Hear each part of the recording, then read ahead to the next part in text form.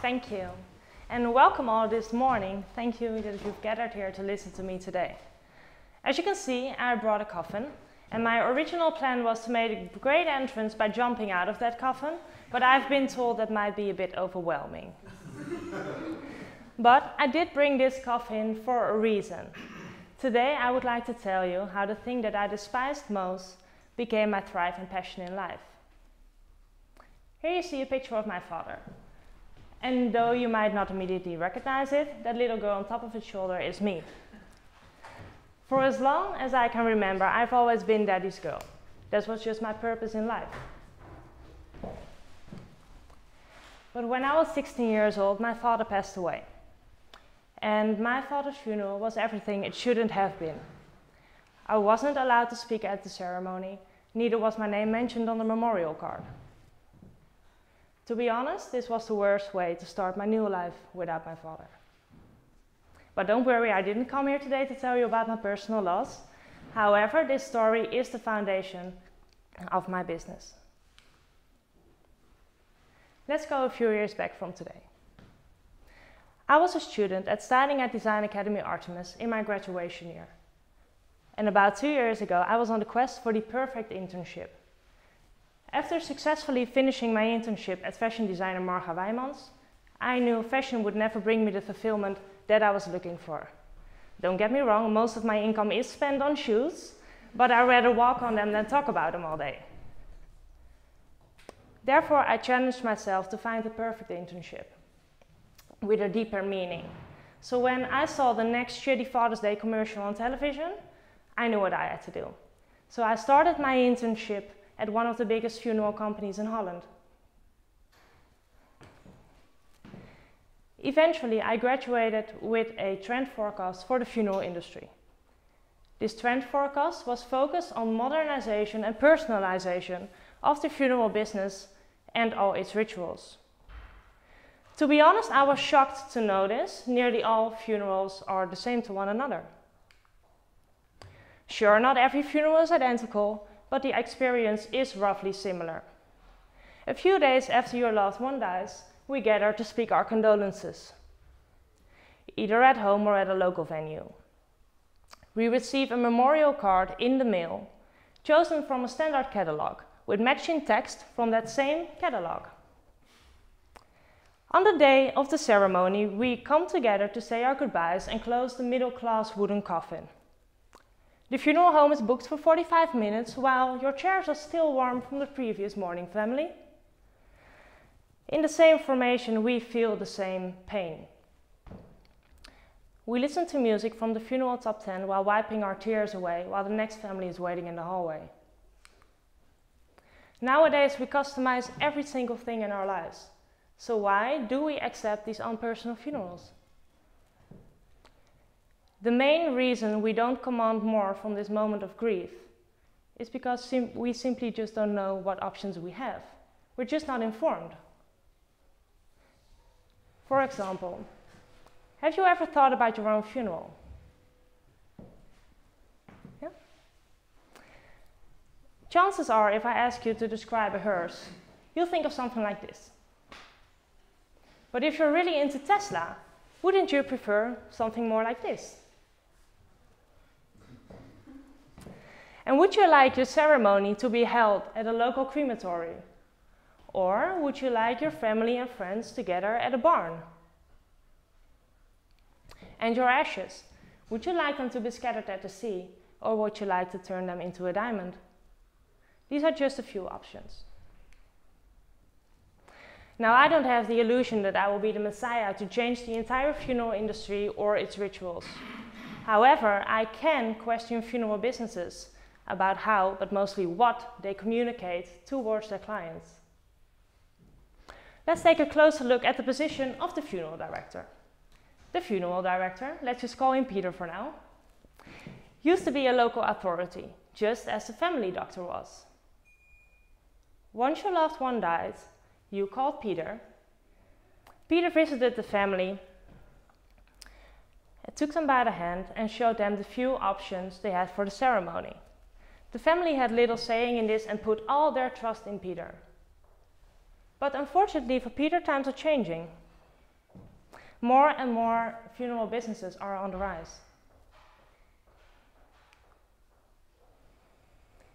If we just have a simple look at the numbers. In 2007, there were 1,115 one-man funeral businesses in the Dutch industry. While in 2016, there were 1,735. A big growth. However, the death rate is not increasing that fast at all. You can compare the Dutch death rate to a big funeral cake.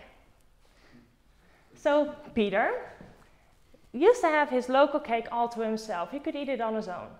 But now Peter has to share that same cake with a lot of new funeral companies. Meaning that for the first time in age, Peter has to market himself and his services. To do this, he has to know and communicate his added value. And as you can imagine, for a person who has never done this before, this can be quite a task. And that's where we come in. My company focuses on targeted communication in the funeral business. Together with our clients, we determine their target group and based on their identity. One of the first questions I normally ask of one of my new clients is, do you have any idea who your target group is? And most of the times they reply by saying, everybody, simply because everybody dies. But that's not quite the case. Sure, everybody dies, but not every person has the same needs. For example, you can imagine that this coffin might not fit a 6-year-old. So my first job is to find out my client's values, preferences, and identity, so we can aim a specific target group in need of his services. So the target group, who are these people? How would they like to be approached and how would they like to be spoken to? This depends on many different factors. For example, are they religious or do they have an environmental friendly mind state? You can imagine that a website full of bright colors isn't appealing to a person with a very modest lifestyle. Neither would a magazine filled with traditional content be to a very outgoing person. It's our job to find a way to match my client's communication to the mentality of their target group. We do so by creating a concept based on their identity. We start with the basics by creating a brand identity. This brand identity is based on color, shape, mood and design and forms the blueprint for our entire project. Every decision we make is based on this concept, so it secures the overall look and feel of the project. From this point on, we create custom content for our clients. For example, styled photo shoots. On a shoot day, we don't leave anything to chance. We prepare every photo setting by drawing it on forehand. And during the photo shoot, we bring coffins, flower arrangements, or even hearses, if it matches the concept.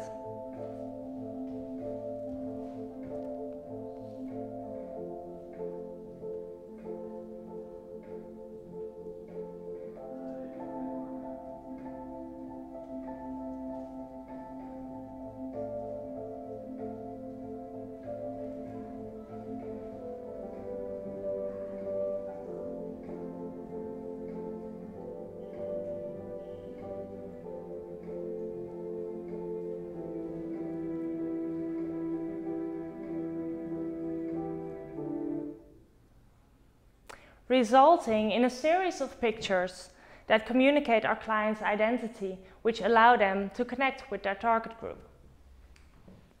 While we are photoshopping the pictures, my copywriters are interviewing the clients, and they create the right tone of voice for a magazine or a website. By this time, our graphic and web designers are stepping in, and they put all the content together into a project and a product for our clients.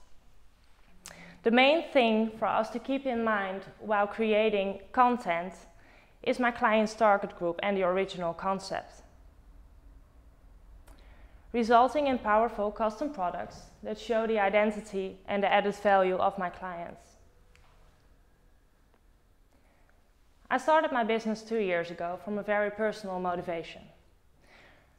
My main goal was to create something that could help me overcome my own challenges. But in those 2 past years, I grew a great passion for this industry. And so I have the honor to help a lot of different businesses in their communication towards their clients. Like I said before, I still don't think that I'm the messiah to change the entire funeral industry, but I am able to communicate possibilities towards the customer. Possibilities that can help make someone's funeral more personal. Because I strongly believe that a personal funeral is the best way to start your new life without your loved one. Thank you.